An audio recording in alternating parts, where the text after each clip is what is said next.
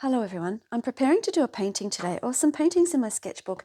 This is it's an old book from the drama room at school, and I will do a sketchbook tour another time. It's not really one that you show other people, but I will show you guys because they're really handy. What I'm doing, I'm wanting to know if I mix some gesso in with some acrylic paint that I've had for a very long time. Will it dry flat and matte like acrylic gouache does? Because I want to layer over the top of it. I don't want it to be hard to manipulate. I don't want it to be hard to put things on top of. And I don't want it to be shiny. I don't want any gloss. I don't want any sheen at all. And I'm also experimenting with the colours a little bit. I'm not, acrylic paint's okay. It's good. I've had this for years, this paint, and I don't really use it very much. I'm using a baby wipe to clean my palette knife. I like to use this to mix my paints or to get the paint out of the tubes or the tubs, not tubes, they're not tubes. So what colour was that? Aramelide yellow. I hope I said that right. Naphthol red light. I also have pyrrole red here as well. And I'm just going to mix some. What I'm wanting is like a bright orange colour to go as to sort of like pre-priming a page on my Royal Talens. Is it a Royal Talens? It's a Talens sketchbook. Anyway, my A4 size one. I want an orange background behind a landscape. So often in landscapes, you've got a blue sky, you've got green trees or that kind of stuff. I like to have the opposite colour behind the majority of what your painting is going to be. So if the majority of your painting is going to be blues and greens, I like to have the opposite colour on the colour wheel behind as a primer on the canvas, or in this case I'm just using a sketchbook. So this gesso is also really old. You can see it's very plasticky. I've mixed a lot of water into it. A lot of these paints I've had stored, like acrylic paints in particular, I had a lot of them. I still have a lot of them from when I was teaching full-time as an art teacher, and I've got a shipping container full of stuff. This is going to end up being a peachy colour. So actually I'm going to swap my palette knife, this palette knife. This is more one that I particularly use for getting things out of the tubs. I'm going to swap it for one like this. I don't know what these are called. These are just cheap something. This is my mixing. This is what I use to mix my paints. And the palette that I'm using is, gee, that's a nice colour. The palette that I'm using it's a plate. It's a kitchen plate. Oh yeah, beautiful colour. That's a nice orange colour. Probably not as bright as what I wanted it to. It still looks like it's going to dry quite with a sheen on it. If I put more gesso in, I wonder if that would change it. Obviously it would. It's just like white paint, but it's got a grit to it. So gesso is great. It comes in different colours. You can get black gesso, you can get clear gesso. I'm just going to put some off to the side. Now that is quite a lot, but I will use it on both this sketchbook. Well, it's not really it is a sketchbook. I'm using it like a sketchbook. So I'm planning on doing a Zoom workshop soon for my Substack subscribers on how I upcycle old library books or old books from the op shop, secondhand shop, the opportunity shop. Let's just try that, shall we? Now I'm not going to clean that mixing palette just yet. Although where do I put it? Let's move these things out of the way. I've got an old paintbrush. Actually, I will get some of that off. Yeah, the beauty of using these old books, I'm just going to put that on the table out of the way for a minute, is that you can get just so messy. You can get beautifully messy. And then later on, you can cover bits if you want to. If I wanted to leave this bit out here, for example, you could paint around it. I mean, at the moment, to me, it's looking like there's going to be a bit of a shine on here. I do just like covering my pages with just the white gesso. When I layer this paint, if I use this paint, I didn't want that picture. I was just using it as an example. When I layer the paint over my Talen's sketchbook to do my little sketches in, or paintings, I should say. Painting sketches, really, aren't they? I'm going to use a smooth brush, like smooth bristles. This one's nylon, synthetic. Oh, they both probably are. But this one's this is more like an oil painting brush, and it's scratchier, whereas this one's beautiful and smooth and it won't leave the brush marks. So depending on what sort of effect you want in your final outcome will depend on what type of brush. Now, at the moment, that is really nice, that light peach colour, but I really love this colour. But I don't know if it's going to be bright enough for behind a painting, like I don't know if you call it an underpainting. I'm going to prepare some panels. That'll do. I'm curious to know how this is going to dry.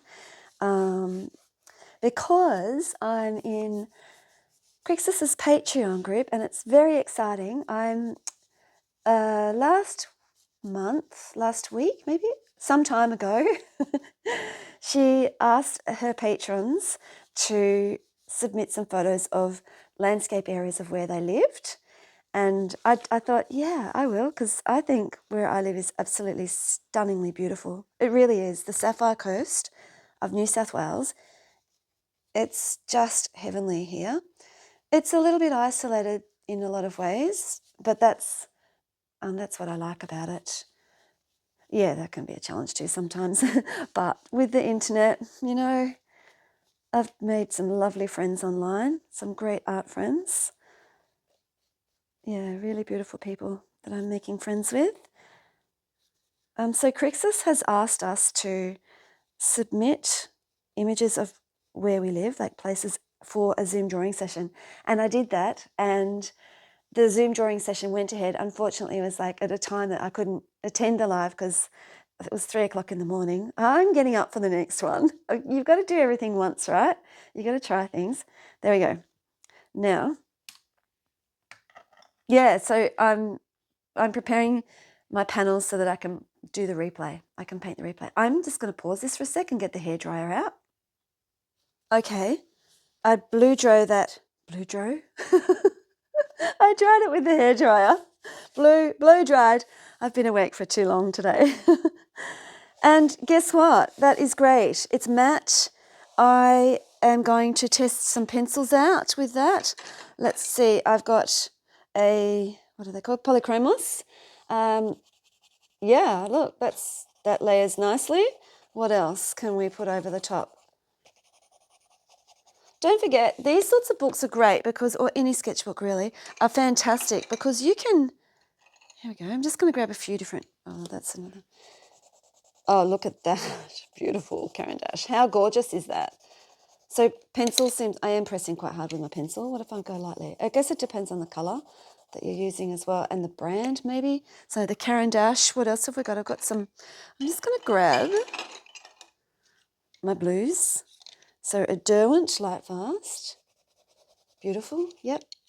Yeah. Oh, I mean, they've really got, all of these pencils are nice at layering anyway, aren't they? So they work beautifully over this. So what I find when I layer pencil and things over the top of just ordinary acrylic, if I didn't mix the gesso in with that, it would be a bit shiny and the pencil wouldn't stick to the surface as easily. All right, let's try some watercolour. I'll just put those. All right, let's try some watercolour. Let's move this out of the way. And I've just got some little jars of water off to the side here. And let's go in, we'll start with neutral and see what happens. Yeah, okay, so there's a bit of, let's bring this over here so you can see what I'm doing. Well, I mean, there's a bit of resistance at the beginning. Now going with Mayan Dark Blue. But you can still use it. You can still use it. If you had to put, like if I'd put more gesso in with that and made that a paler colour, then, yeah, look, it still works. It's just different. It's just different, isn't it? Raw Umber Violet. God, I love that colour. Well, you can't really tell against that orange though. Obviously, your acrylic gouache is going to work nicely over the top of this surface. What about some of the lighter colours? This here, how did I mix that? I think this is a mixture of, like the colour I've made myself, it's a mixture of gouache. Definitely use white gouache. It could be gouache and watercolour. I really need to write on the backs. I'll tell you a little secret. This is a tin lid from, it's a lid from a tin. And I took it off and I spray painted with a white sheen, white metallic spray paint. And I put magnet strips on the back. They're really handy, really, really handy. All of these things in here, all of my colours in my watercolour palette, if I could get one out, they have magnets on the bottom. It just helps when sometimes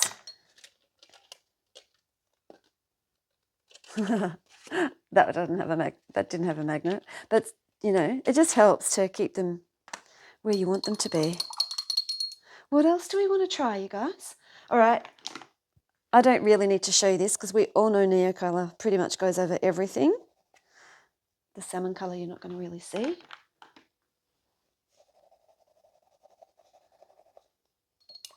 Let's have a quick look. Beautiful as always. I mean, look, some of the effects that you can get, the texture, really nice. Different, but nice. Let's try, these will be the same, the Gansi Kuretake. Oh, okay, let's just grab this colour.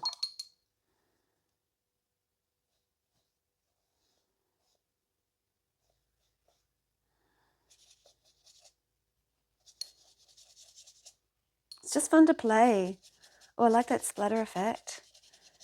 Now, if later on down the track I decide I wanted to change this page, I can either just draw over it again and again and again, or paint over it with the more of the white gesso, or anything.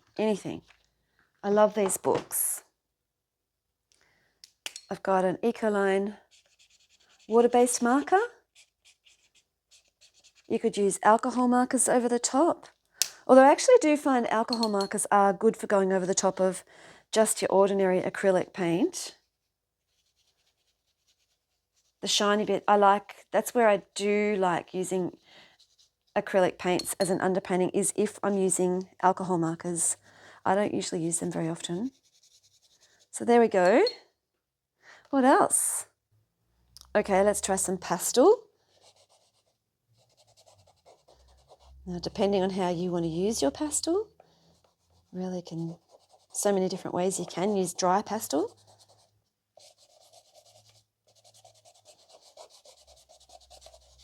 I love that sound. That's too close in colour, so you won't be able to see very much. Let's try some here. Yep, beautiful. I mean, it really is a matter of playing with your materials. Experiment and play. And these books are so good for that. What else can I test out? Some paint markers. These are Tooli brand. They're cheap acrylic paint markers. And they're so juicy. And you can also move these around too. I got these off Amazon, and you know what? I like these better than Posca's. I really do. And they come in a range of colours. It worked out for me. I had to buy sets. I couldn't buy open source, which was a shame, but it didn't really matter. It worked out. They're about, for me, $1 Australian each. And I bought a few. There's different sets you can get. Mine are all mixed up now. There's Earth set, Earth colour, basics. Oh yeah, these have been, I probably shouldn't store them like that. I probably should store them, yeah, definitely, look at that. Oops. Yeah, okay. I need to store them flat. Oh, they look so pretty in the jar. Yeah. I haven't actually used this one very much. It's because they've been stored this way instead of that way. So yeah, definitely store your acrylic paint markers this way. So I'm pretty happy overall. I'm pretty happy with this as a base. So now, this is my book. We're going to put it on there. All right, so here we are. I've got my talons, the A4 size, and I could paint there. I think there's 5 images we're going to work with today. What I've been doing is I'm just putting photocopy paper in between things I've already done. So again, it's not ready for a sketchbook tour because there's only a few pages in there. I'm just going to flatten it out as much as I can and just use a clip to hold that back there. There we go. Now I'm going to use this, it is a 13mm West Art synthetic. I don't know, again, a lot of my art materials I've had, I've collected over a 20 to 30, okay, yeah, definitely 30-year period now. And before I go straight in with the colour, I'm going to use a watercolour pencil and just sort of plan out my double page spread. So I started by using a watercolour pencil to map out the double page spread and just put the panels where I wanted to. And then I just used the mixture that I'd made and painted in the panels. They were a little bit close to each other, but it doesn't really matter. It's just a sketchbook. That's okay. Yeah, it's going to be very exciting to paint these. I'm really looking forward to it. So with the leftover paint, I just went back into that upcycled sketchbook that I've got, the pre-loved one, and I painted over some pages to get ready for another Zoom session that I might host or that somebody else hosts. They are lots of fun, and this is a great way. It's not expensive, it's fun, and it's using up old materials.